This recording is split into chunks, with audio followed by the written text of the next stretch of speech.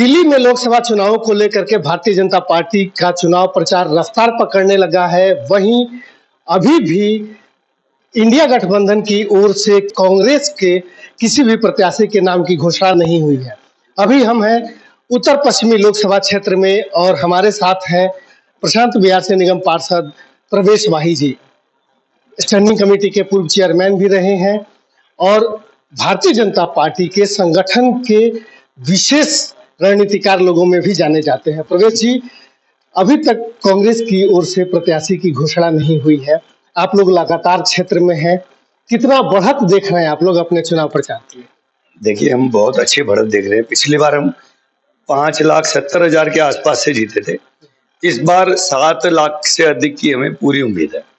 मोदी जी की नीतियां, भारतीय जनता पार्टी का एक अपना नाम, हमारे कार्यकर्ताओं की मेहनत, हमारे प्रत्याशी का स्थानीय क्षेत्र में बहुत ज्यादा संलग्न होना और हमारे सभी निगम पार्षद, हमारे मंडल के अध्यक्ष, हमारे भारतीय जनता पार्टी के बूथ स्तर के कार्यकर्ता तक बहुत ही मुस्तैदी के साथ अपने क्षेत्र में लगे और लोगों का एक बहुत अच्छा रुझान हमें दिखाई पड़ा। एक शुरुआत में की अगर बात करें तो शायद बहुत कम ऐसा देखने को मिलता है कि लगभग 2 महीने से भी ज्यादा का समय एक प्रत्याशी को अपने चुनाव क्षेत्र में मिला है। विशेष करके दिल्ली में की अगर बात करें, 25 मई को चुनाव होना है। अभी 35-40 दिन पहले से आप लोग क्षेत्र में हैं।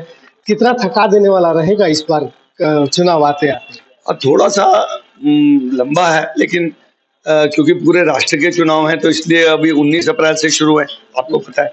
तो इसका दिल्ली का नंबर थोड़ा लेट आया, लेकिन थोड़ी गर्मी भी होगी, केवल ये कारण है। नहीं तो क्योंकि कार्यकर्ता बहुत ही स्ट्रेटजी बना के काम कर रहे हैं। अभी हमारे जो क्षमा चाहता हूँ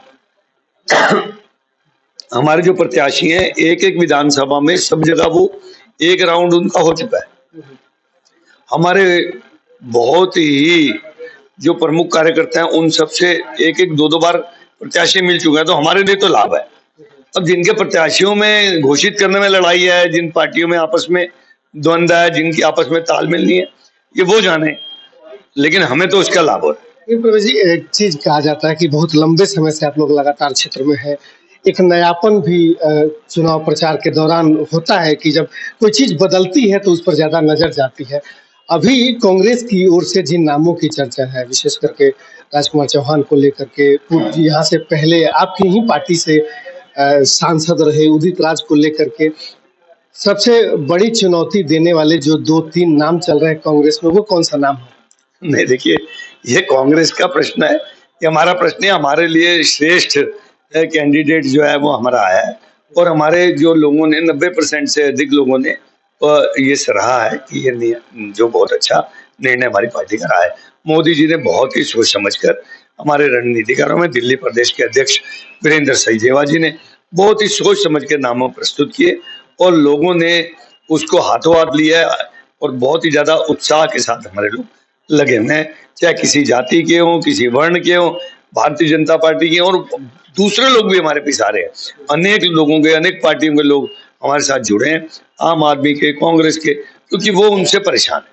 तो मुझे लगता है कि भारतीय जनता पार्टी एक दफा जीत रही है, उसमें कोई दो राय नहीं है। और कांग्रेस के प्रश्न तो कांग्रेस बताएगी, हमें तो कोई फर्क पड़ता नहीं। द्रुत गति से जब कोई ट्रेन आ रही होती है तो कोई उसमें चूहा आ गया, आगे बिल्ली आ गई और कोई पशु पक्षी आ गया, तो वो उसी का व्यक्ति का नुकसान होता है।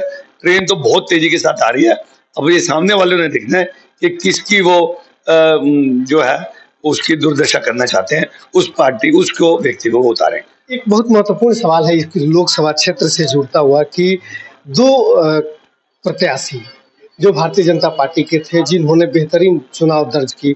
2014 में उदित राज ने भारतीय जनता पार्टी के टिकट पर यहाँ से चुनाव जीते। फिर उसके बाद हंसराज हंस आए, जो इंटरनेशनल स्टार थे, उन्होंने भी चुनाव जीता। इस बार चंदौलिया जी चुनाव मैदान में हैं।